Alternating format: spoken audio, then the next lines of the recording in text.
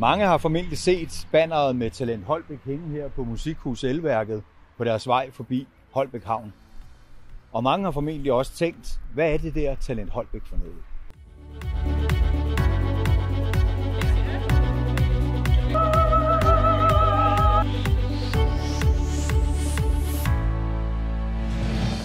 Talent Holbæk startede i 2019, hvor Holbæk Kommune blev udpeget som talentkommune af Kulturministeriet. Hensigten var at styrke, koordinere og synliggøre de kunstneriske undervisningstilbud til unge mellem 15 og 25 år i Holbæk Kommune. I dag har vi 6 kunstneriske undervisningstilbud i Talent Holbæk-samarbejdet.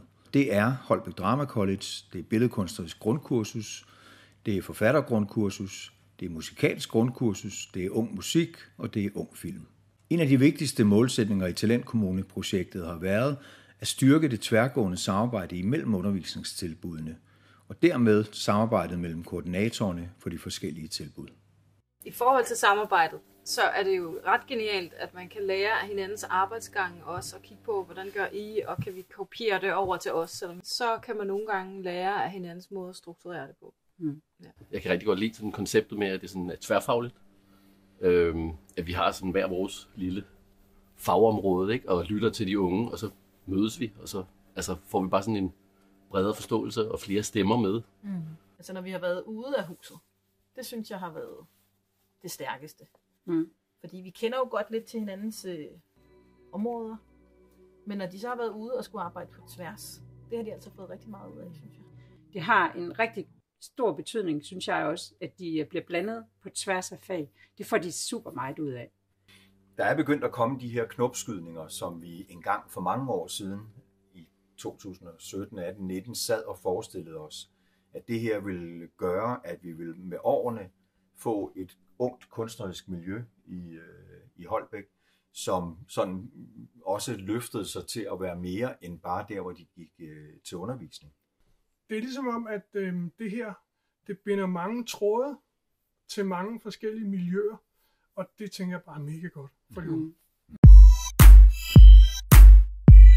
Holbæk Drama College er et tilbud om at tage et scenekunstnerisk grundkursus, samtidig med at man på Stenhus Gymnasium i Holbæk. Undervisningen varetages af Sjællands Teater, hvor de unge er tilknyttet i 3 år. Billedkunstnerisk grundkursus Holbæk har hjemsted på Kunsthøjskolen i Holbæk, hvor eleverne arbejder med at udvikle deres kunstneriske kompetencer på det billedkunstneriske område. Forfattergrundkursus Midt- og Vestsjælland er et tilbud om at udvikle sig inden for skrivekunst og litteratur.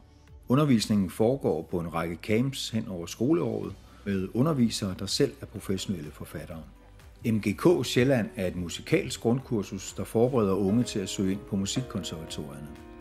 Undervisningen foregår primært i Køge med Holbæk Kulturskole som partnerskole. Ung Musik er et undervisningstilbud til unge musikere, sangere og producere, som er afpasset til, at man kan gå på en ungdomsuddannelse eller have et job, mens man dygtiggør sig med professionelle undervisere inden for musik, sang og optræden. Ung Film er et undervisningstilbud for unge, der gerne vil udvikle og fordybe sig i filmskabelse, og der arbejdes med, at de unge styrker deres evne til at skabe filmfortællinger sammen med en professionel filminstruktør.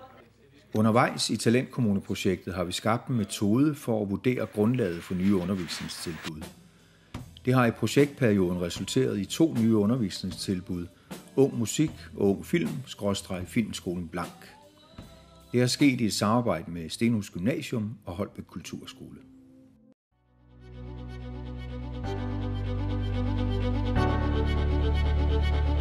Jamen, vi har lavet 2 ting. Det ene, det er Ung Musik, hvor en masse unge møder og spiller sammen, og så er jeg ude og optræde senere til gavn for store dele af Holbæk.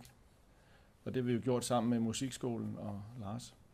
Præcis, og det foregår på den måde, at vi også er sammen om det, så der er en lærer fra gymnasiet med, fra Stenhus, og en lærer fra Kulturskolen, og de har så et tæt samarbejde. Og det samme med Ung Film, som også er et nyt tiltag, hvor det også det er faktisk 2 lærere fra Stenhus og en fra Kulturskolen. Jeg tror også, en af grundene til, at det også er lykkes, det er også, at der ligesom er insisteret på sådan nogle fællescamps og fælles talentaftener, hvor man ligesom Altså insistere på, om de skal mødes, de skal lave nogle ting sammen, som gør, at de får de her relationer. Og jeg synes, det spændende er, at vi har både fat i bredden, men vi har altså også produceret folk, der kan komme ind på Statens Teaterskole, ikke? Altså, vi laver også resultater. I sport er vi også med på elite-niveau, ikke? Så vi kan godt satse på et bredt, stærkt fundament, men der er altså også kvalitet i det, vi laver. Altså, der er nogen, der kommer langt af de unge mennesker. Og så tror jeg, at selvfølgelig er det et projekt, men vi forsøger også at gøre det til et eller andet permanent.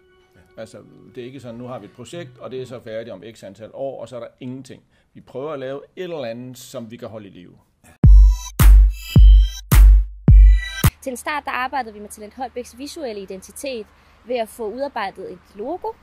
Og det var selvfølgelig gennem en logokonkurrence, som rigtig mange unge de bød ind på. Og herefter også at opsætte og vedligeholde hjemmeside, sociale medier, trykt og digitalt infomateriale om alle 6 kunstneriske undervisningstilbud. Og så har vi også både sat fysiske, men også digitale banner op rundt omkring, blandt andet på de infostandere, som I ser bag mig her.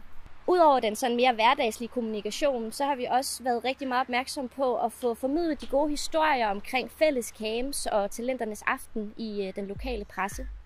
Og det har vi blandt andet gjort ved at ansætte unge i målgruppen som ambassadører og reportere, både i de kunstneriske talentmiljøer, men også på sociale medier. Så det Talent Holbæks kommunikation primært har bidraget med, det er et samlet og styrket overblik over kunstneriske undervisningstilbud i Holbæk og Odsherred kommuner. Og udover et samlet overblik, så har det også været muligt gennem Talentkommune-projektet at lave en styrket og målrettet annoncering af de enkelte undervisningstilbud omkring de enkeltes ansøgningsfrister. Ungehuset Lucerna er et medlemshus. Vi er formelt set et uddannelseskultur- og iværksætterhus i Holbæk. Og konceptet er egentlig ganske simpelt, at hvis man er mellem 16 og 30 år, så kan man blive medlem hernede, og det koster 0 kroner. Og så kan du bruge hele huset lige så tosset du vil. Vi startede før pandemien, og vi havde et stiftelsesmøde, hvor vi kaldte interessenter ind, og Talent Holbæk var jo en af dem, som kom og havde et møde med de unge mennesker for at se, om der var liv i det her. Vi kaldte det et eksperiment, men åbnede for 1,5 år siden, og siden der er det jo gået slag i slag, og nu er det ikke længere et eksperiment. Nu er det noget varigt. Vi har formået at lave et sindssygt stærkt og sundt miljø hernede, som jo egentlig hovedsageligt i sin enkelhed er et frirum for de unge i byen, hvor at de voksne jo egentlig skal spørges for at komme ind ad døren. Så det er på de unges præmisser, og det virker.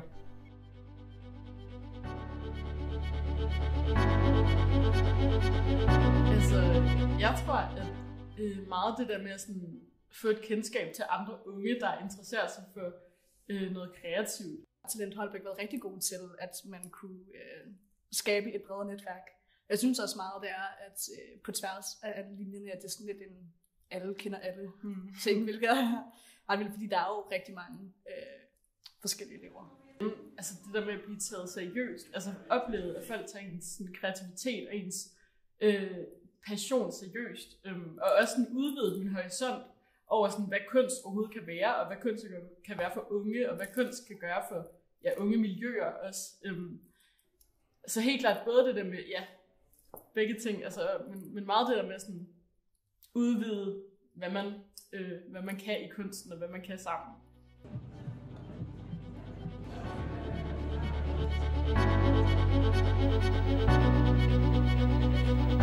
Jamen, altså, jeg ser jo Holbæk som en uddannelsesby, hvor at vi jo videreudvikler på de miljøer, der er for de unge mennesker. Sådan så vi gør byen attraktiv for de unge mennesker, så de har lyst til at komme til og bo her og blive uddannet og udleve deres drømme i alle de her grundkursmiljøer, vi har. De kan se sig ind i både ude på kulturskolen, og de kan se sig ind på uddannelsesinstitutionerne. De kan se sig ind på Kystlivscenteret hernede og Drama College og hvad vi ellers har, alle mulige forskellige ting at byde på. Og det vil vi jo gerne være med til at understøtte, også fremadrettet. Nu håber jeg, du er blevet lidt klogere på, hvad Talent Holbæk er, og hvordan vi har arbejdet med at styrke de kunstneriske miljøer i Holbæk Kommune.